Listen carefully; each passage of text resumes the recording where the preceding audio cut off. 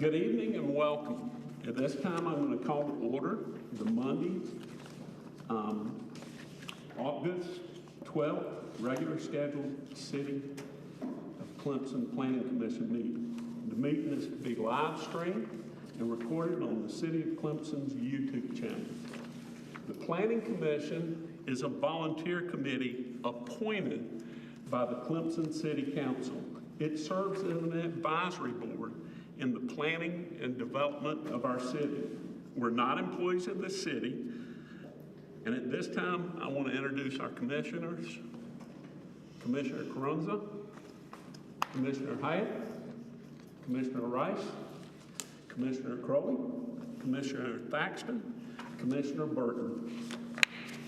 And in addition, I'd like to introduce our planning director, Nathan Woods. I would also like to introduce Jacob Peabody, who's head of zoning.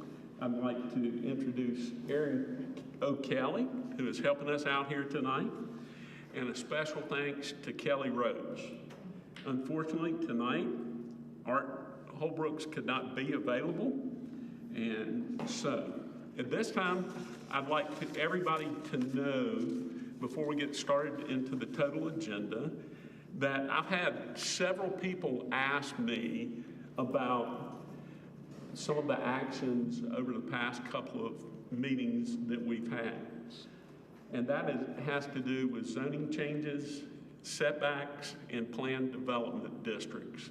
I wanted to kind of bring everybody up to speed on how that process works. So at the 4:15 council meeting, which was a very long council meeting, City Council had a discussion item and asked that we would take a look at setbacks from 0 to 15 on side in commercial districts and throughout the city, as well as planned development district acreage increase to 4 acres.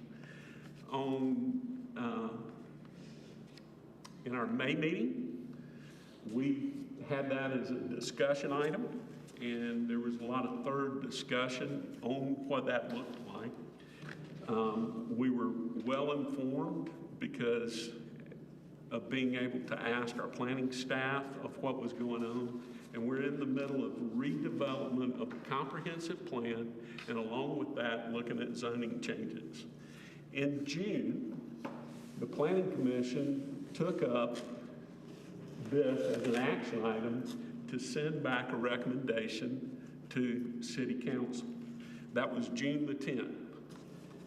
Some of the reasons that we looked is, at first glance, we felt like that this could be looked as something feasible, but there was a lot of concern that it would require more acreage to be bought up in order, instead of having 30, 30, 30, 30, you would buy up more to get a 30-foot side. And that would increase cost of land to make it economically feasible for someone to do that. The other part was concerns about affordable housing. The other concerns were alleyways. And at that time, with those different items, that's what we discussed. I would encourage everybody here to go back and look at the May meeting and the June meeting, and you can hear the discussion items. At the June meeting, we had some discussion about it again with the same things that we were talking about. It would encourage more encroachment in neighborhoods, and one of the biggest jobs that we have is to protect our neighborhoods. And that's one of the commitments that the city has made and that we're looking into. So here's what I want to encourage everybody. This has gone back to council for a discussion item. Before that, on July the 15th, there was a public hearing, and some of these same things were said during the public hearing. Then it was at council this past week. At this time, council believes is not the time to mess with anything else, there is concern amongst the members. I would encourage you to watch that meeting as well. The members of council, some had the very same concerns that were here, that it would encourage developments big as the hub or bigger than the hub. So, in the middle of a comprehensive plan, one of the things that we need to make sure is that we take a look at everything that's going on around us. We talked several meetings ago about the comprehensive plan, also needing to have a zoning component to do that. So one of the things that has happened out in the community, and I've had a lot of people talk to me, they don't understand a lot about it. And so one of the things that we've talked about doing and decided to do is to develop an education series, and I emphasize education series. I understand there's certain things that people don't like, certain things that have happened, certain different things, but that's not what we're going to talk about at these meetings. We have a series of 6 meetings already scheduled. It is information, it's an education on the comprehensive plan and relationship to zoning. This information comes from Municipal Association of South Carolina, which we're all required to get trained by, as well as state law. It's going to be an education session only, and the first one will be August 27th at New Hope.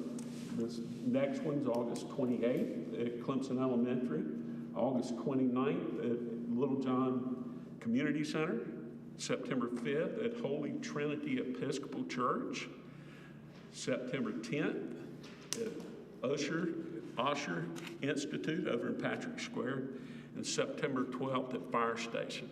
This is information that I have assembled throughout all these laws and everything else to make it educational for the community.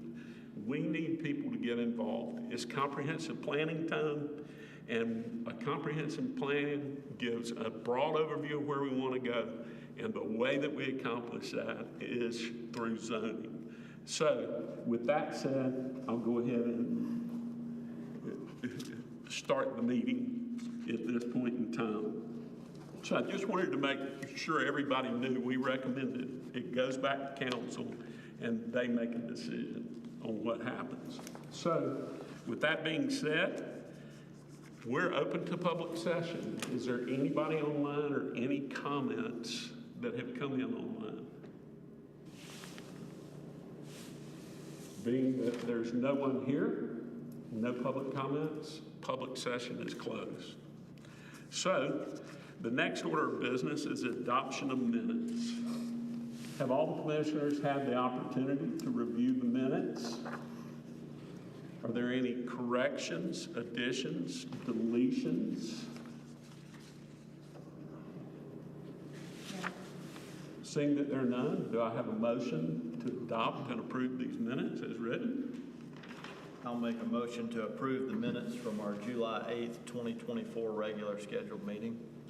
I'll second that. There's been a motion to approve and a second. All in favor, raise your right hand. Any opposed? With that, it carries. So now we're down to our action items. Right prior to that, the one thing that is not added into the minutes that I would like to add into these minutes is shortly after this meeting, which was on Cambridge rezoning with Eric Newton, he withdrew on July 10th, 2024 at 1:48 p.m. The Planning Commission got a notification. Everyone, just a note, we received a message from Eric Newton a few minutes ago requesting we remove the Cambridge Drive rezoning from consideration. So it won't be on the agenda in August. They sent out an email blast to say that the workshop that was discussed wasn't. So if we could enter this and attach this to the next minutes so that there is record that the developer pulled that. Given that,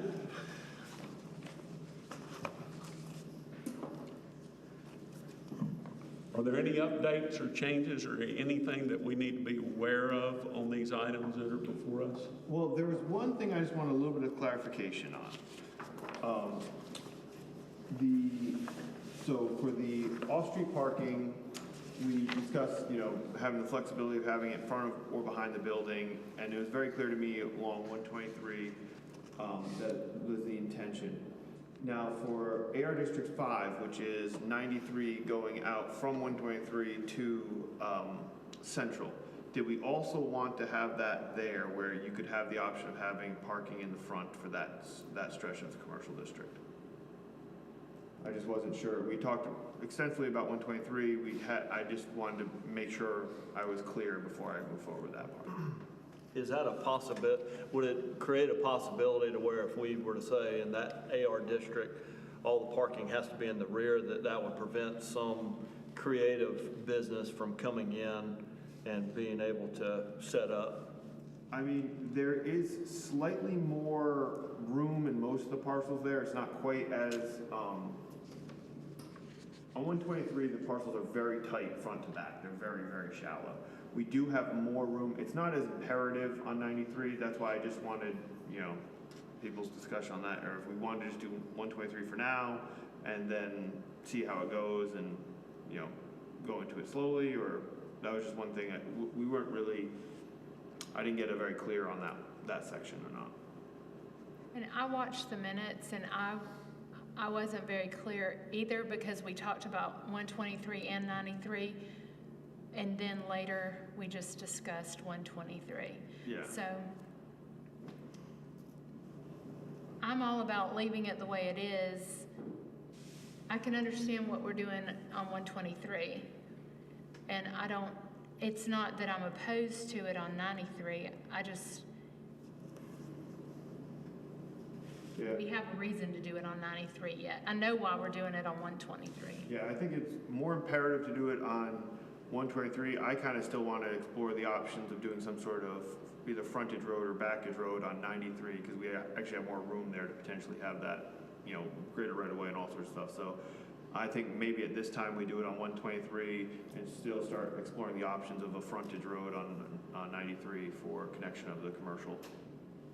Okay, that's fine. That's how it's written currently. That's how the ordinance, so as presented, that's what it would do. It would just be 123.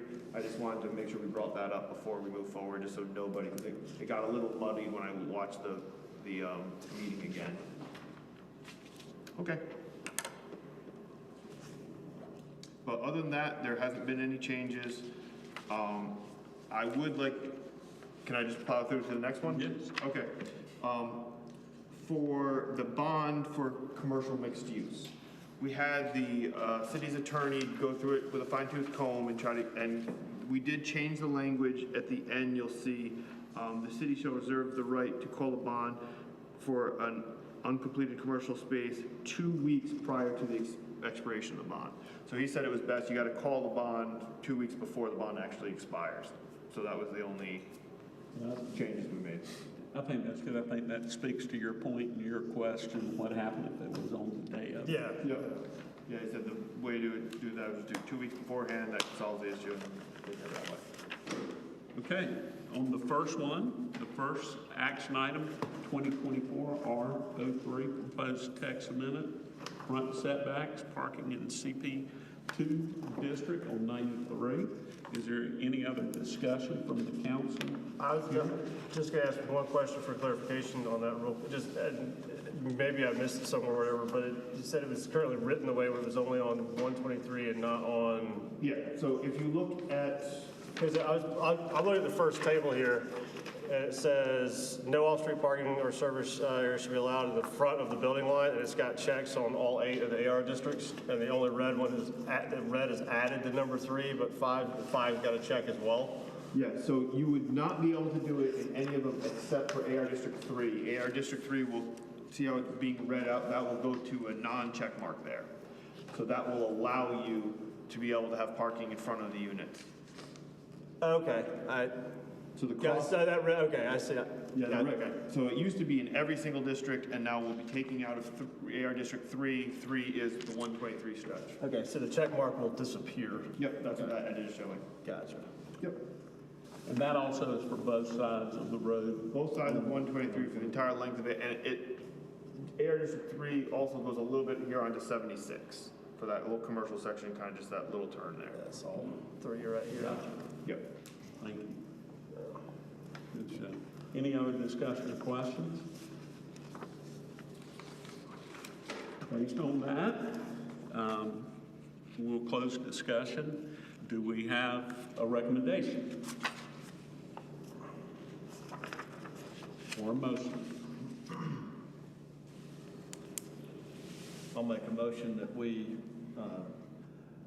recommend the 2024 R03 proposed text amendment, front setbacks, parking, and CP2 district.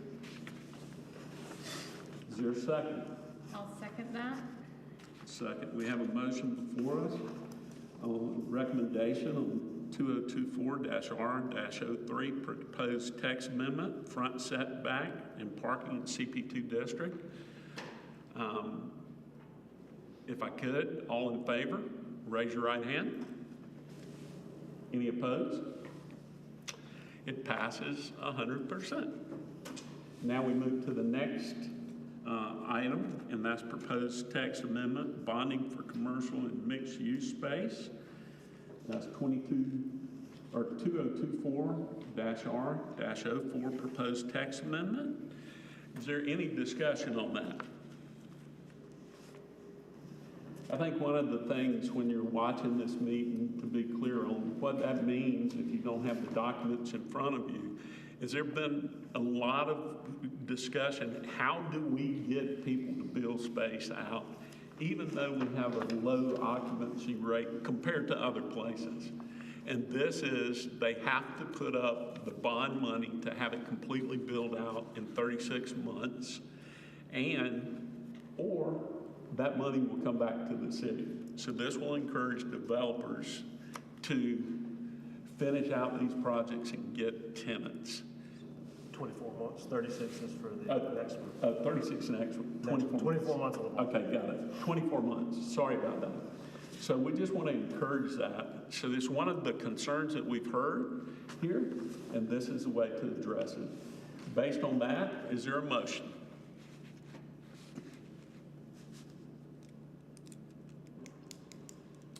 I'll make a motion to recommend approving, where'd it go? 2024-R-04 proposed text amendment, bonding for commercial and mixed use. I'll second that. There's been a motion, 2024-R-04 proposed text amendment, bonding for commercial and mixed-use space. Is there any other discussion? If there's not, let's take a vote. All in favor, raise your right hand. The motion carries 100%. Advisory items. Do we have any advisory items this evening?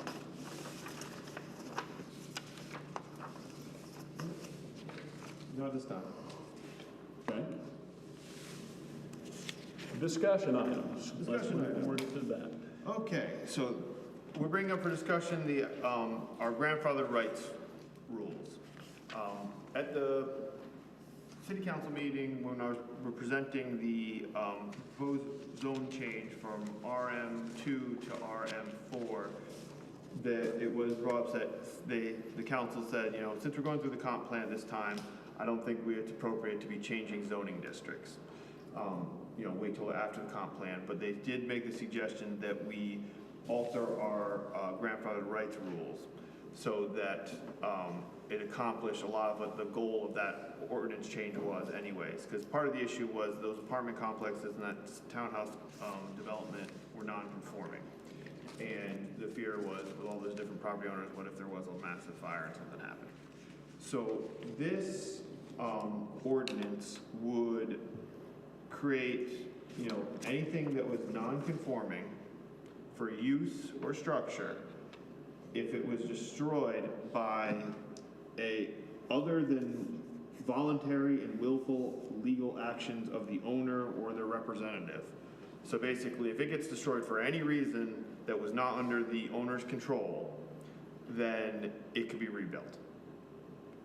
So that's the general gist of it. There's a lot of kind of legalese and different caveats in there. So have you guys had a chance to review the language and everything? Okay, so they would have to, they have to conform to modern building code. That's a fire, life safety, all those type of things. That's you must. And they would be expected to try to comply with the architectural overlay district requirements, but the Board of Architectural Review could grant them waivers without going through a full variance process. Because we recognize there might be times where they just can't, meet those standards, but they'd be expected to try, and the BAR can put conditions on them. And let's see, so. Damage. Yeah, so they can't be a bigger structure, so they would be expected to basically put back in kind. And I don't know, with that, do you guys have any questions? The only thing I had, Jacob, looking at that is, would there be any type of situation, I'm sure there's probably a situation that could happen for anything, but would there be any issue with them building back in the same exact footprint, but with them having to bring the new building up to the current code, that to bring it up would force it to be larger? Current footprint, or would they just have to make the building smaller to meet the new code requirements? That is a potential because of how foundations work. A modern foundation might actually have to have a larger footing underneath that. And that would kind of get into a judgment call if, if the footing had to be larger, but the actual massing of the structure was the same, I'd say that would still probably qualify, but there's almost always a way to do it. It's just a matter of, how you engineer it. But yeah, you could theoretically, because of modern requirements for building codes, the actual usable structure might shrink, theoretically. We think that this is probably the closest we can get. You are right that, when say it is a group of apartments and they get rebuilt, they might end up being slightly smaller square footage, with the insulation codes being wider. Usually we're seeing 2x6 construction, but we hope that it wouldn't be something at such a scale that would, cause a major problem. And again, a lot of this is for these people to be able to be covered for insurance reasons, because insurance needs it to be that it can be rebuilt in some form. If during that process they have to go for a variance or something like that, at least that is still an option. We just want it to be at least allowed by right so they can be insurable, those type of things. So yes, that is a potential, but we think that it's a small potential, and this is still better than nothing for those people. It wouldn't be as substantial to take, say, a 3-bedroom apartment, and now they're only going to be able to do a 2-bedroom. It wouldn't be quite that much. We don't think it would be that much. Yeah. It might be slightly smaller square footage of the actual interior rooms. Perfect. All right, thank you. I have a question about,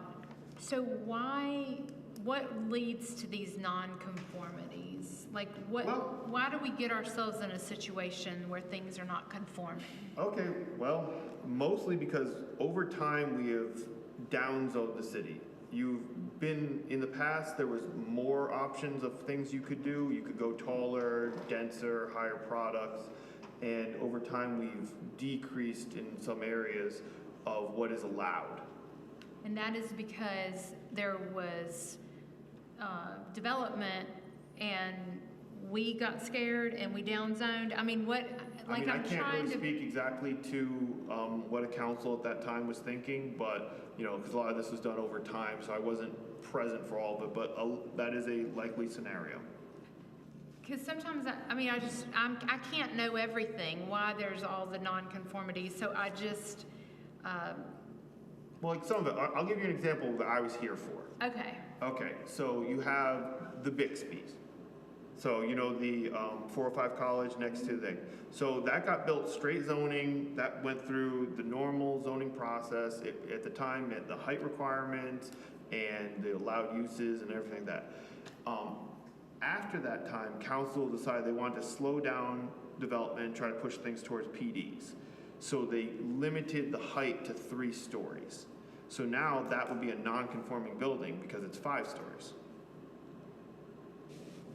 The examples we had out on 76, it used to be allowed to do townhouses and apartments in the RM2 zoning district. Those were allowed uses. Those, it looks like around the 90s or so, that was taken out. So you could no longer, you could still do duplexes, but you couldn't do townhouses or apartments anymore. So it just, I don't know if a particular development happened at that time. It might have been those developments. People got scared, honestly. Yeah. Because there's very few of them in the RM1 and RM2 zoning districts, but there are a couple around, and that's probably the biggest. What district does the grandfathering apply to? Every district. Every district. So this would be across the board. So anything, any commercial space? Any commercial space, but also residential. So I mean, there are non-conforming residential properties. I mean, we have a duplex in Riggs. To be honest, in that neighborhood there, if there's an overlay, like if that burnt down, they could be rebuilt. So it'd be very clear that that would apply to residential too. And it's the footprint? Footprint and use. Footprint, height, anything that is a non-conforming condition. What, Okay, I mean, inside, so to take the duplex you brought up. Yep. Can the duplex be shifted inside? If they met the same Or footprint. does it be, to the survey where it, corner to corner where it exists now? Well, the non-conforming issue with the duplex is the use. Sure. So as long as the structure going back met modern setbacks, it could be Same moved around. size. It could It could be- Yeah, it could be moved around as long as it was conforming. Yeah, okay. It's the non-conformity that they're being grandfathered in. Yeah. what if my use for this property is to rent to 3 people and I'm only renting, the city of Clemson has this 2-person policy, but are we grandfathering that in? Yes.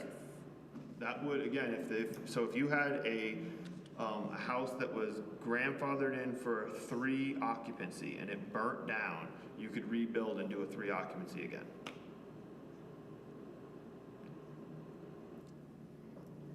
Are we gonna revisit that, or this is revisiting it from our discussion back in This is February? revisiting it. I mean, Okay, right now you can still rebuild and have your occupancy, but you have to do it in, I think it's like 120 days. Well, you have to actually rebuild in 120? I don't want to pull it out of the top of my head word for word, but I think when I looked into it, it just says you have to maintain, if you lose your rental license for more than 120 days, then you lose it. So if you That's maintain your rental You're right, license if you while the house maintain is your rental burned down or license, whatever, but you keep you it. can't pass a rental license without a house. Right, but if you burn down in August, you would It's true. theoretically It would have till depend on July. You're right, it would depend on when it burnt down. So again, it's one of those, yeah. I mean, this was looked as in some ways a stopgap measure. I was told, we modeled it after, at the meeting, Fran McGuire got up and said, basically, you guys should instead, what about doing it is, modifying your grandfather rights, and gave us an example out of Cambridge. And we modeled it pretty much out of theirs.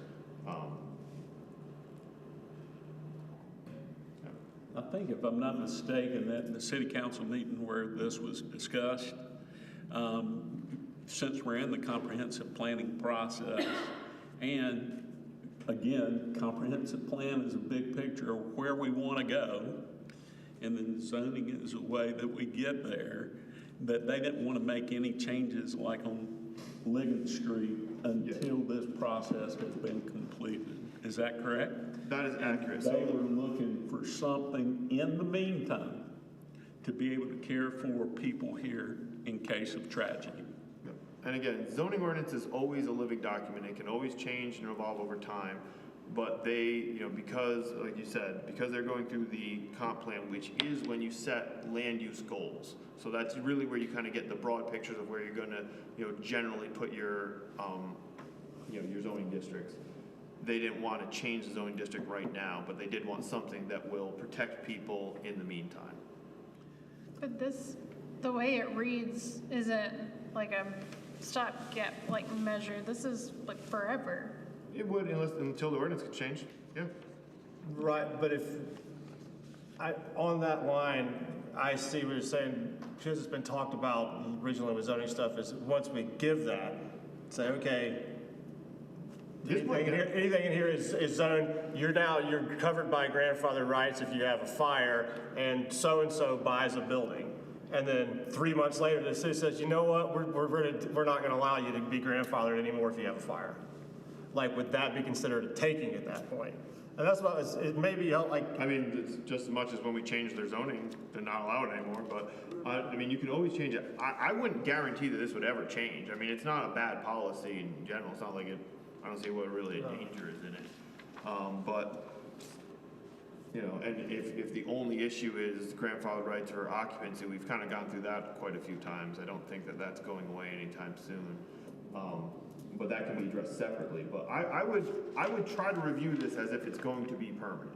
well, that's what I was gonna look at is, I was trying to scan the existing one compared to this one, and I think that might, because on the existing text, it lists out, you know, RM12, RM20, and I don't see the C or CM or anything listed in there, and I don't know if it is prudent to have the same standards for both of those, because doing a commercial build versus a residential rebuild, like if we want to take a look at it to say, okay, we need to separate these out instead of saying you get X amount to do this and you get X amount to do that for everybody. You know, if the Bixby, for whatever reason, the Bixby burned to the ground or fell down or whatever, it would take longer to rebuild it than it would the duplex down the road for me. So I don't know if that would. At the same time, I understand, oh, you're covered, anybody can do X in 3 years. True, but I don't want to burn down 3 houses down from me for 3 years because that's how long it's going to take the Bixby to get rebuilt. If that might be. Well, I mean, there's a difference between, in some ways, you know, some people get worried about tearing down the house completely because they want to give up their grandfather rights. Right. Right, so they leave like a They fireplace. they leave it open, they leave it there so they can say, you know, so they don't lose that grandfather rights. This in some ways would help you get the house cleaned up because it doesn't matter. 3 years, it's secure. Well, but I mean, according to maintenance code or whatever, it's got to be handled within 12 months anyway. It's got to be started or cleared or whatever. Correct. So I don't see why the difference. I guess I don't understand what you're. I just didn't know if we wanted to look at different standards for the residential districts versus the commercial. I'm asking, something I was just reading on here, and because that's one of the things that's it's not just adding that RM3 and RM4. We're also adding the commercial and the CM. Yeah, the old policy didn't give any grandfather rights whatsoever for commercial. Right. If anything happened in the commercial district, they were out of luck. Right. And I think it's important to mention that, just because we've talked about the RM zoning and things like that, and residential and helping residents. I just think it's important that everybody understands that's also not currently available, and this would add that in. So grandfather rights would exist there too. One would be dockside. If dockside burnt down today, that is not a permitted use there anymore. They could not rebuild, but this would allow them to. Be very clear. And I think that was intent when council sent it or directed at that last meeting, that when they didn't want to change the zoning, that they wanted something in place. So if this meets that intent, Right, I understand, but what we sent forward to them last time was a rezoning of a residential district. Right, and this is what they sent back to us, saying they wanted something that covered the city. Yeah, they said they wanted to be a broad. They didn't even want to talk about that. They wanted this something that covered everything. They wanted us to go That's through what the I was comprehensive plan and then look at the rezoning districts that we have to anyway at that time. But in the meantime, I believe it was, and correct me if I'm wrong, John Duckworth, who said that they wanted something for whatever, it could cover everything. That's also my understanding. And that's what this is. So, It doesn't have anything to do with it. It was just at the same meeting. They didn't want to move on it, but they wanted this to come back here. Right, no, I like the idea of this versus rezoning to handle what we were initially talking about. That's not what I just didn't know if we needed a different, if the commercial and residential needed to be separated out, because it is just about everywhere else. And I'll chime in and say, this was the intent of the rezoning, because of our original intent. I had a council member ask about how that came about. I mean, we weren't thinking, we were thinking about that particular parcel. So in your line of thinking, originally we were thinking about that particular parcel, and then it came back to us to be more global across the city. So that's good. It helps us out helps out property owners. Yeah, it solves a lot of it. Where it becomes a headache for us, sorry, go ahead. Where it becomes a headache for us is a lot of times, like the apartment buildings and stuff, they sell constantly, and if they've been downzoned in the meantime, the new seller, for whatever reason, goes for financing, and then they find out they can't get insurance because if it falls down, they can't build it back under our current zoning code. So it becomes a headache, really for Jacob, because he's the one that writes the zoning letters. But that's happened several times. Like apartment complexes sell all the time. So I'm sorry, Tanya. So this is because something has been damaged. This is not if the property owner wants to rebuild. Nope. So if the property owner wants to rebuild, they have to follow the current zoning. Yes, this is only. This is in case of natural disaster type situation. Correct. Yeah. This is not like, oh, I think I can be more profitable if I rebuild in this manner. This is if something bad happens. And does it extend if that property is sold? Yes. So whoever they sell it to will also have the same grandfathered rights? Correct. Yeah, it goes with the property, so it is whoever's owning at that time if it was destroyed at that time. Yep. It's only if it was destroyed. So this Correct. isn't like the Wendy situation No. where you just wanted a new building. Correct. Yeah, okay. Yeah, this is other than voluntary action. So if you did this voluntarily, none of this applies. This is only if you had no control. Somebody drives a semi-truck in here. And that's very important to me because that Yeah. is something out of your control. Yes, no brainer. Yeah. Well, if you own one of these places, the bottom line is, if your insurance company finds out you cannot rebuild, they're not gonna insure your building. Yeah.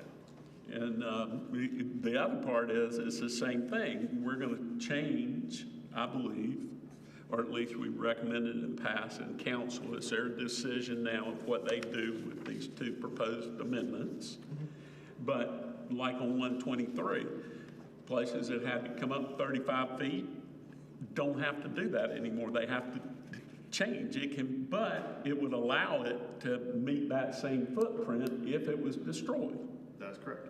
instead of having to change that. Because a lot of your infrastructure that's already in there, for instance, a fire pit, things like that some of us have, is already in there. And so if we had to change it, it would be almost undoable. So this protects existing until we take a look and determine if there are other changes that need to happen. Is that correct? Yeah, we were very pleased that council, I mean, I'm speaking for myself. I don't know about Jacob, but proposed this. I mean, I think it's a good. Well, based on my recollection of that meeting, this accomplishes what they wanted for the time being as we go through comprehensive plan and rezone. So, Yeah, I mean, because also, just to clarify, if the city were to rezone a property, you still, once you rezone it, it's kind of stuck in that rezoning level for what that, I mean, because it'll carry on in perpetuity, from what I gather. You're wanting us to read this, like this document, if it never changes, that's the same rules in 100 years. Yeah, I want you to be comfortable with this, like if there's things that need to be changed, because I don't know for a fact this will get changed back after the comp plan is done. So, well, that was it, done, and this protects against unknown. yep. So, And if I'm not, didn't some of the grandfathering start with some of the historical buildings in town, like the Esso Club, Well, that's an interesting thing. churches? Yes. So we did this whole thing a while back. They started talking about historic preservation, and it got on this whole discussion of how the AR district standards kind of go on that. And what was done at that time was we decided they weren't really like historic properties, but they got deemed culturally significant, and they are allowed that the BAR can give those properties waivers, quite a few waivers in a lot of ways, so that to keep, even if they rip down completely, they can rebuild with the same Cultural significance. cultural significance, like of like say the Esso Club or some of these other properties around that were deemed to be culturally significant, and even they might not even be the best looking buildings, but parts of their facades and parts of things they wanted to at least give an homage to in the architecture, if not preserved particularly. So there is already language in our ordinance that allows certain properties to be rebuilt with a lot more flexibility. And can you explain, even for my own edification, how that, isn't there the Key Street, that section of downtown, how that goes to Key Street to 93? That is the Key Street to 93 is our core district. So we have AR districts throughout the entire, pretty much the city, but our core district has extremely tight rules, and anything there has to go in front of the BAR. So you do a new sign there, you have to go in front of the BAR. You change basically anything there goes in front of the BAR. So they just have a lot stricter rules, and BAR has a lot of, I guess, control over those properties from Key Street to 93.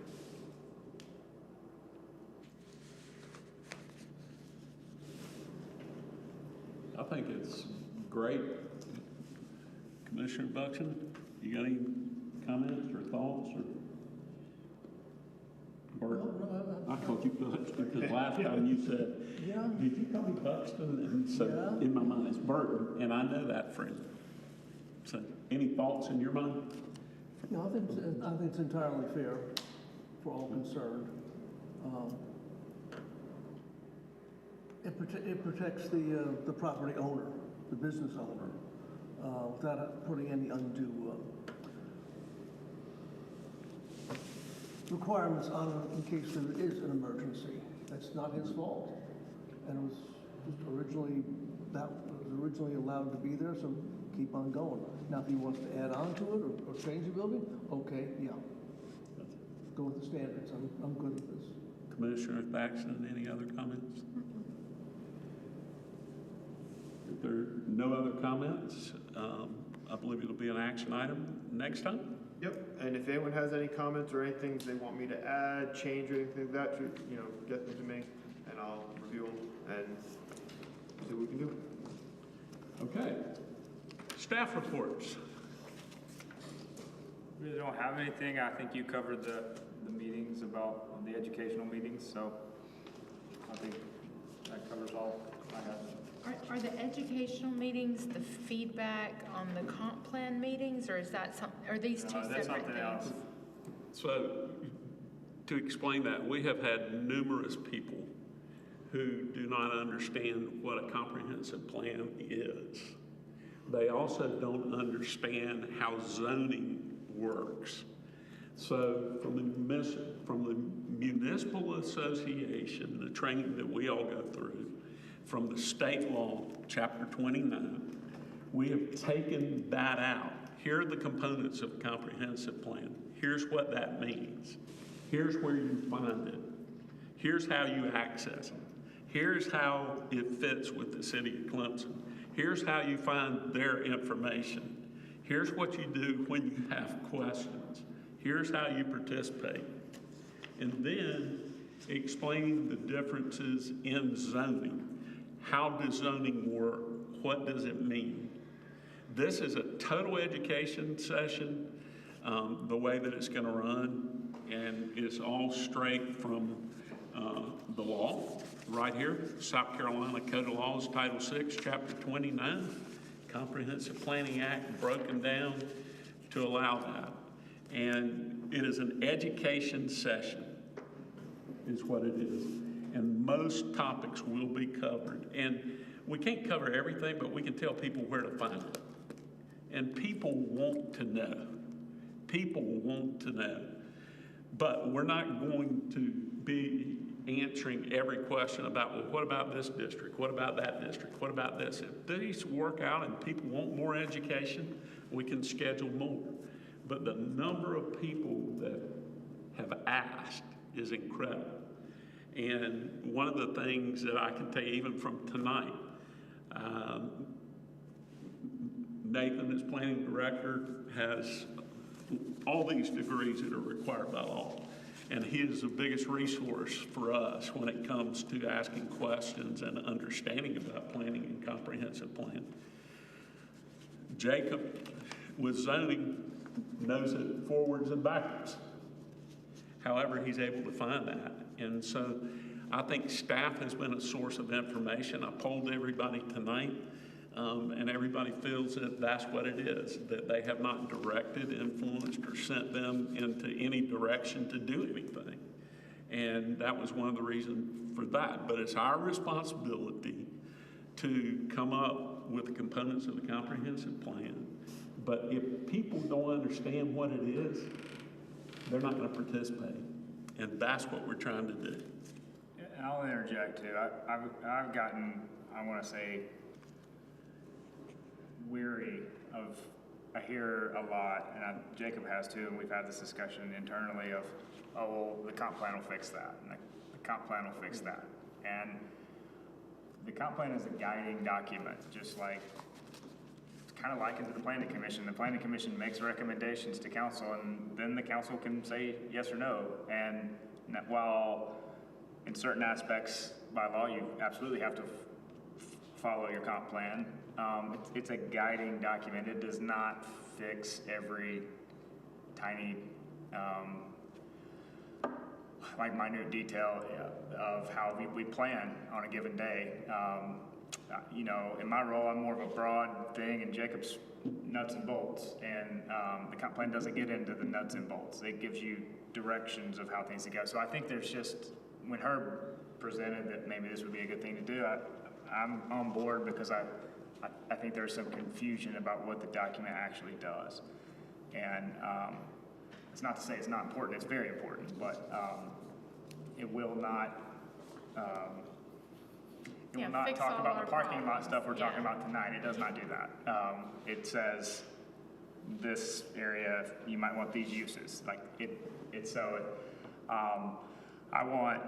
I think it's, when Herb brought this forward, I thought it was a great idea to show some folks what it actually does. And then, but that leads me in, I'm sorry to interject, but I'll go back to staff reports.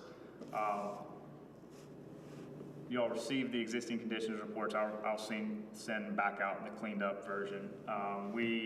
The next step is our consultants are coming to us with the vision and goals section. Jacob and I received that the other day, so we're looking at it internally before we send it back to them for some edits.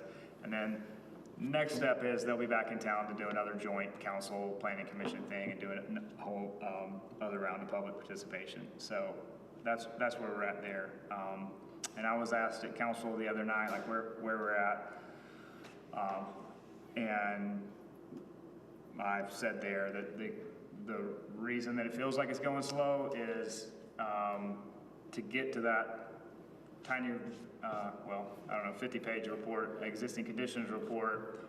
They probably went through 2,000 sheets of paper to get old comp plans and Clemson Next and things to get there, to just tell you, that was kind of for you all to understand where we're at, for them to understand where we're at, and that's not even actually part of the comp plan. That's just a report for everyone's own edification outside of the comp plan, and then we'll get there. So it is a long, tedious process, and I think we said at the outset, our current comp plan's 400 and some pages.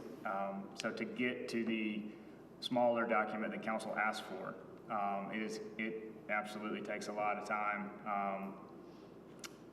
Essentially starting from scratch, but obviously you have to incorporate all that historical data in there as well. So it takes some time, but it's well I think time well spent. some of it has to be done before you can even do the land use part of it. Correct. Such as housing, economy, those types of things have to be done.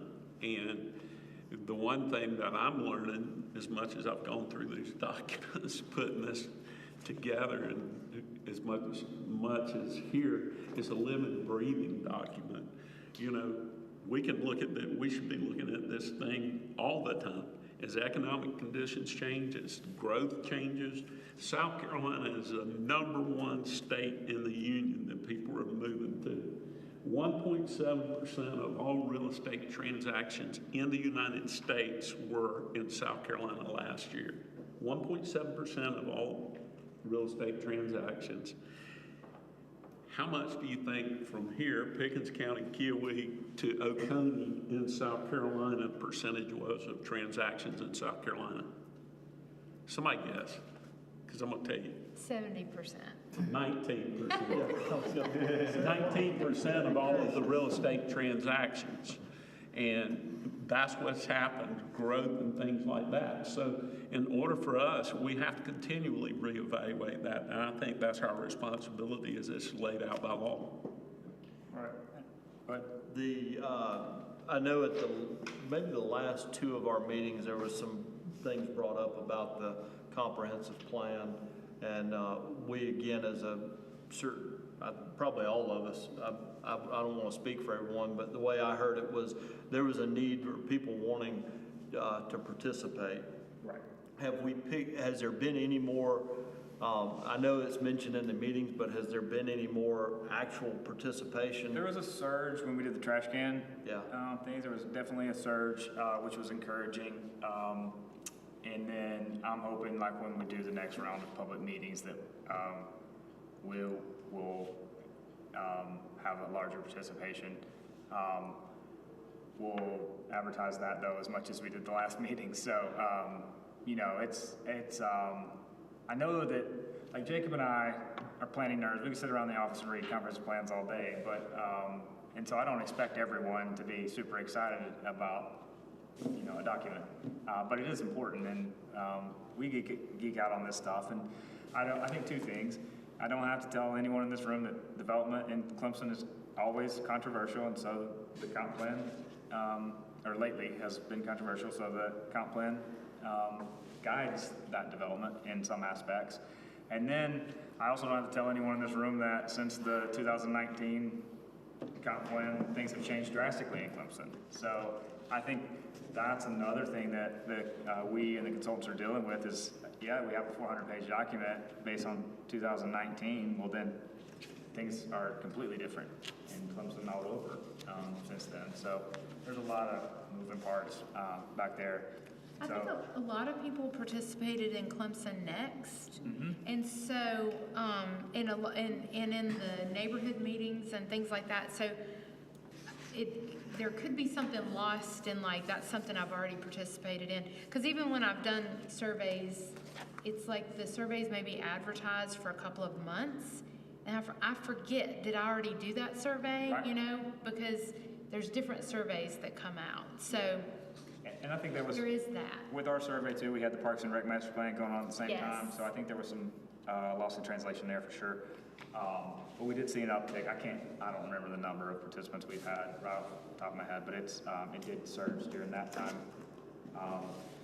And theoretically, that survey window would already be closed. We're leaving it open just in case as they trickle in. I mean, we want everybody's voice that wants to participate to be heard, so we'll keep it open. And I don't think the consultants are just like throwing Clemson Next out the window.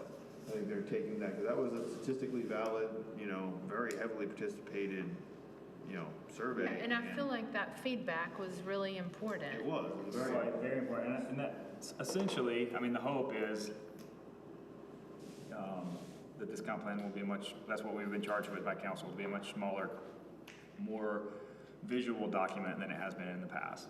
And so when we originally interviewed consultants, one of the things that we talked about is how Clemson Next will just be folded into the comp plan, essentially.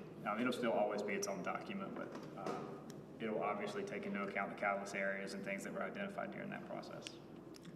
And I think that's one of the things that's been challenging, because all the economic data, all the growth around us, people who say they're from Clemson but actually live on the other side of the lake over there, the whole process of economic data, and then that expands out, if you look at the comp plan, into regional and county and how that works together into things that they're doing with infrastructure that affects the city. I think that's one of the reasons, but personally, I'm glad they're taking their time to get accurate, up-to-date data. That's the big deal, is accurate data. I give a talk pretty regularly, and Jacob actually, I think, is the one that turned me on to it, but there was a Upstate Forever population projection for 2050, and we're almost there now. It's 2024. Have you guys seen So this when was before? when was that published? That's what I was hoping you'd tell me. Probably 2018. Wow. But it's been updated over the years. It goes back way before that. Yeah. They projected, Upstate Forever has projected exactly how the growth is going to go, and they've been real accurate. If you guys want to see how we are going to build out, there's a couple different scenarios. It's pretty wild what they It's pretty predicted. wild what's going to happen here real soon. Or like when I was in grad school and I saw it, and I was like, oh, that'll never build out that way, and there's houses there now. So Yeah, they're spot on. So in this region, I'm not saying like Clemson, but this region is. Come on, say it's in Clemson, because it's in Clemson too. Yeah. Oh no. Yes, correct. It is in Clemson. It is. But there's also happening in Clemson one way or another is redevelopment of neighborhoods. There are neighborhoods that it blows my mind, the redevelopment that's happening in neighborhoods. And that's part of the comprehensive plan too, in terms of doing that. So. I'm looking forward to having a document that anyone can read, Yep, that's anyone can look at, because I've said it so many times, I'm a physical therapist. I need to look at that and not be planning and codes and zoning. I need to be able to glance at it and know where things fall. Yep, I So- agree. That's what council charged us with this time, so we're excited about that. So any other future workshops or representation at council that's needed? No, Jacob will probably take one of these last I'll two. take these to council. Okay. That's it. So any other business, commissioners? Did you- Commissioner Burton?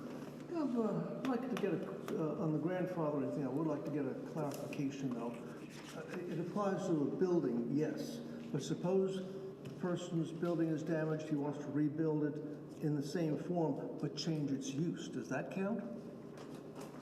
Say it's the Haviland place down here, the oil change place. If there's damage, and he wants to rebuild it and make something like the Esso Club out of it. I don't think so. Well, what was non-conforming about it would be grandfathered in. So If he changes the form or the use, it's not grandfathered. no, if they wanted to change the use to something that was a conforming use, they could do it. So they could rebuild the building, and then a different business could theoretically move into it, As long as they conform to as that long as zone. that conformed to the current zoning standards. Okay. Right. So it's only, this is just a protection for things that don't conform at all. Yeah. So I'm trying to think of Anybody anything else? that could happen. Any other comments? Well, I was Go gonna, ahead. you mentioned the dates for Yes. those meetings. Yes. You didn't mention the times, I saw. yeah, 6 to 7:30. And is there any, did you want to mention where people could find that Yes. list? We're getting ready to put the flyer out. It's not out yet, but yeah. It's not out yet. We need to run it by you. The presentation's already done, workbook's already done. All of that is there. And again, it's an education session. We're going to talk about what it is and what it's not. It's not a, I don't like so-and-so session. John, I'm working with our marketing folks, and they'll start blasting it, hopefully this week. Oh, okay, I didn't know if it'd be like, oh, okay, there'll be a link on the city's homepage or something like that, or. There should be, that, and there should be things on social media. I'm gonna ask, once it comes out, that all of y'all send it and tag. I don't do social media, so I don't, but I'm gonna ask that you send it out and tell people. I'm gonna ask council to do the same thing and tell people. Look, I cannot believe, you would not believe the number of people that say, well, why is this? Why is that? Why is this? And there are certain things, the why is because that's what the law says. But we want people to be able to understand it. We did this a long time on the ATAX committee meeting because people were not writing their grants right. They didn't know how to. So we have workshops to say, let us help you. And that's what this is, just to see.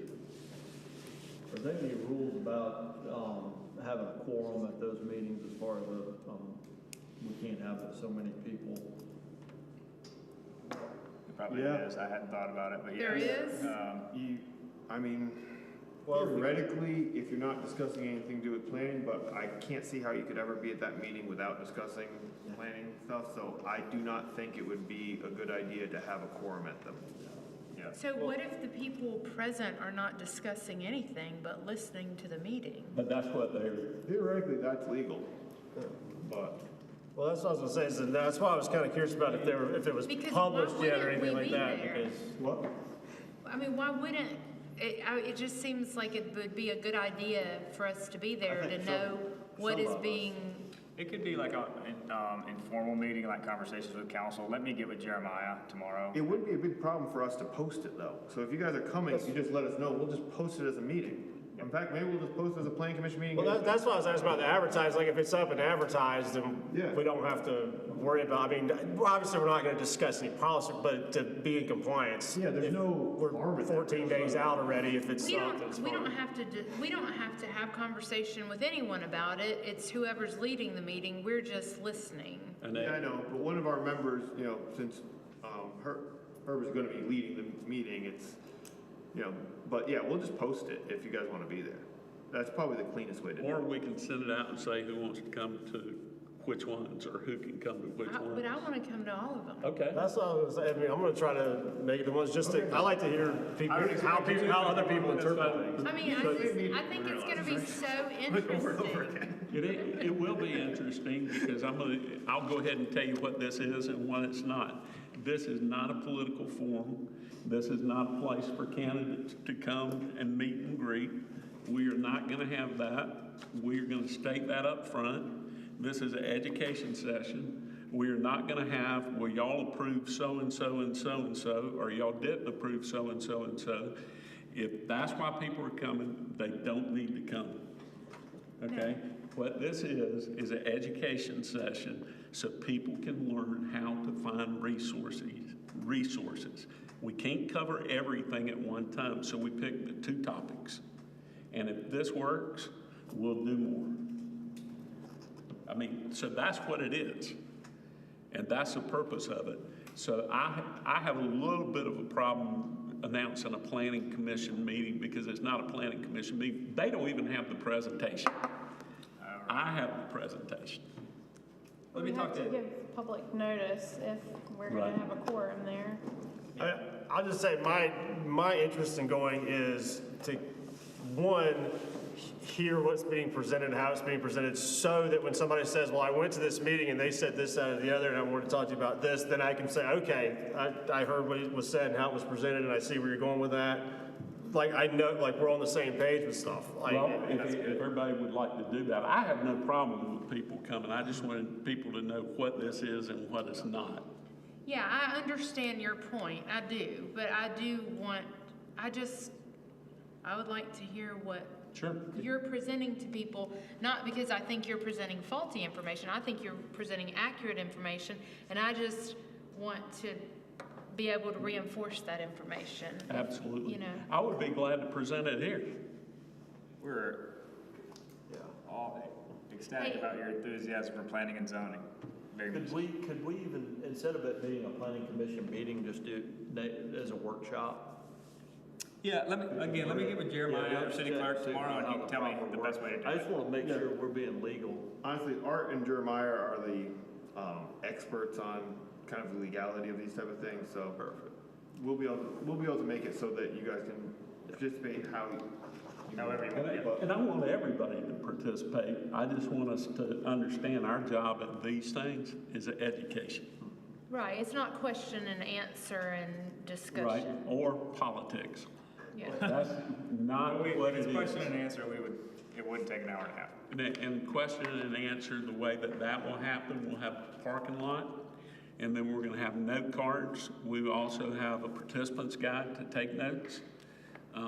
And then questions can be written on the note cards, and if it pertains to the education series of comprehensive planning and the role of zoning, then we will answer it personally, one of us. That's the vision. I mean, does I'm that glad work? you're doing it. I'm very No, it's thankful. all of us doing it. I just had the time to do it, and I can't tell you how many people are asking me, and they're going, why this, why that? I'm going, here. And people don't understand, they think that I have the ability to do something that I don't have the ability to do. Right. You know, and I think if they understood that, maybe they wouldn't be so upset with me, you know, because they just don't understand what role I actually have. And that's what this will go through at the beginning. If people like this, we can talk about continuing series education for people to do it. I just remember, I don't think it's fair when people go, well, why is this happening? Why is that happening? And you might know because somebody's giving you the information, but all of a sudden you've never received the information or where to find it. My first question is going to be, how many of y'all know what a comprehensive plan is? And the second question is, how many of y'all read the 475 pages? That's going to be the second question. And I already know the answer, depending on who's there. But I just want this to be positive for the community. Yeah. Our community deserves positivity. And they deserve to be able to find the information. And I think it'll make the comp plan meetings much more productive, because what happens a lot of times is people come to these meetings and they say, well, I don't want anything over 5 stories, and I want bigger setbacks. And then they get told that we're not talking about that now, and they feel like they're being disregarded, that we're not taking their opinions into consideration for the comp plan, but it's just not the time to discuss those things.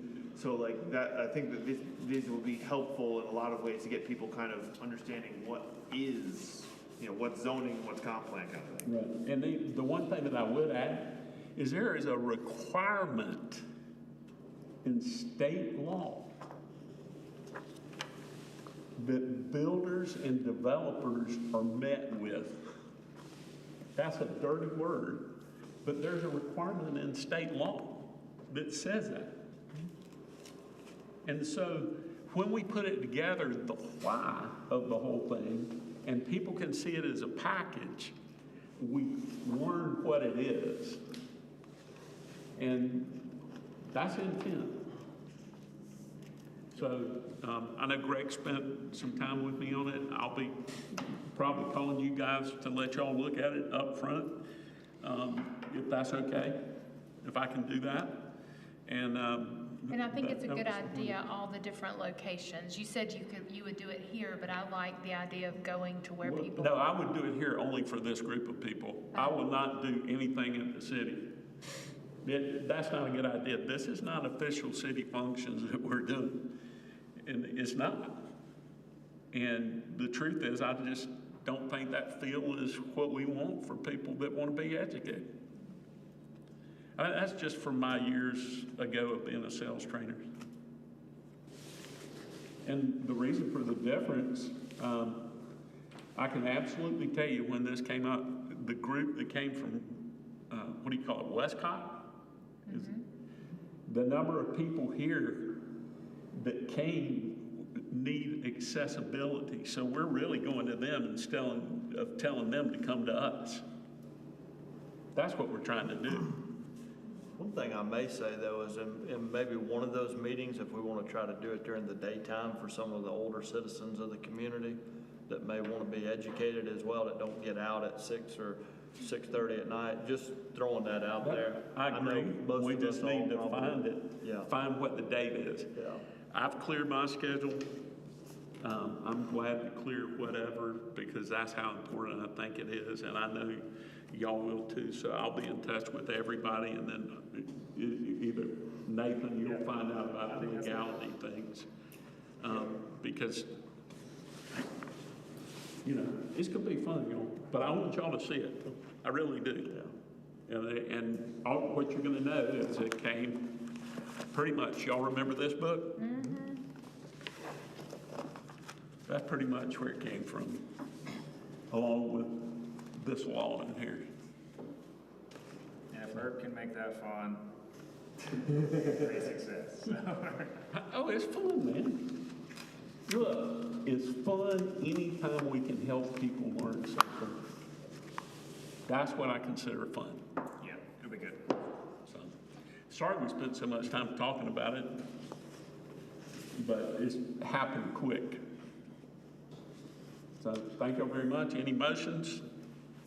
Like to go home, to dismiss?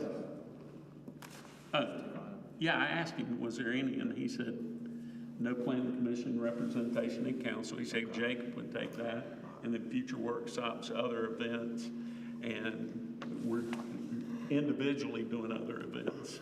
I make a motion to adjourn this meeting. Second. All in favor, raise your right hand. Okay, thanks.